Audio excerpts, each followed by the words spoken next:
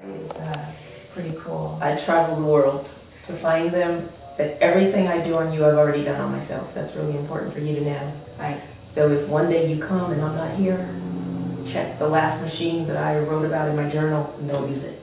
Right. It didn't work, I disappeared. But everything you see, my projects, and they're natural, organic, or wildcrafted, I've put on myself first. And that, whether it works for me or not, it would be great for you. If it doesn't work for me, I can't bring it into my offering.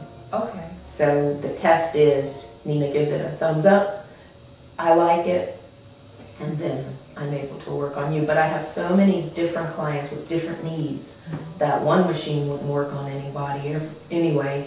And then once I learn more and get to know your skin, because I kind of take the attitude, I'm your skin coach.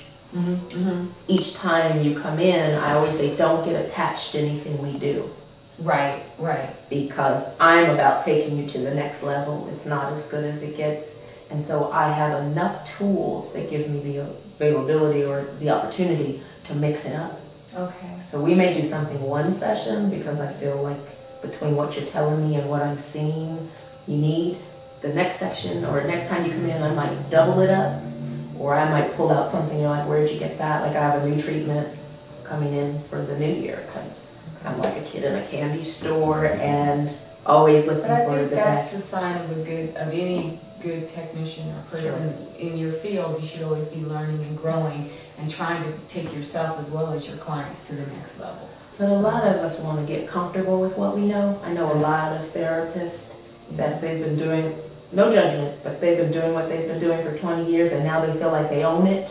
Right. And so there are different people out there offering different things. And we never own it. We never own No, life. nothing. Every day you're Yes. growing and changing and learning, and the world is changing, so you have to keep up with it. Sure. And there's different things. When I think of skincare, 25 years ago, I was using Noxzema. Yes. I haven't seen Noxzema. Does it even exist? It I haven't seen a does. commercial in 100 years.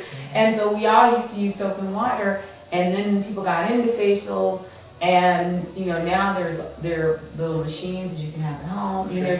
It's so much, it's overwhelming. right, and so 40 really is the new 25 because nobody looks 40, nobody looks 30. It's so different. So you have to stay up on things. You have to figure out what's new, what works better, what's healthier.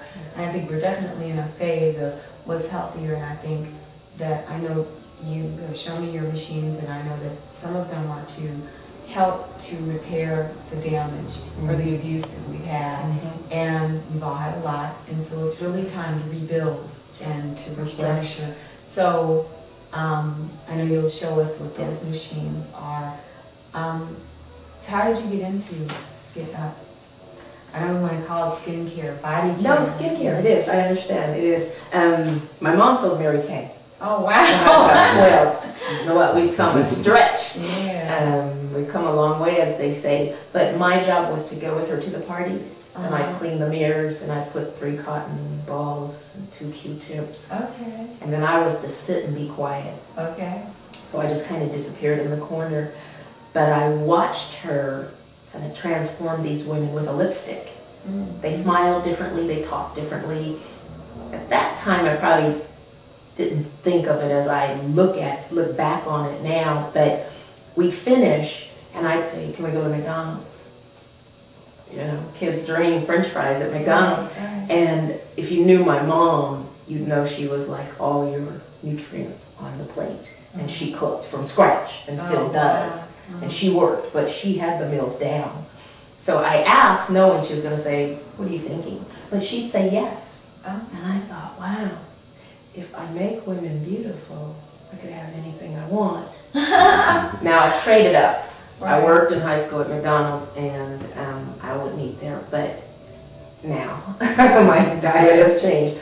But that was the first seed. Okay. And then I actually started in an ROP program, Regional Occupational Training, in high school. And I got licensed as a cosmetologist, just wanting to do skincare. So my dream was to get to France, get an accent, keep my hair in a tight bun, get back here and get busy. I got to France, they told me I had the accent, I came back home, I haven't looked back. Okay. I go to France quite often, but I'm living my dream.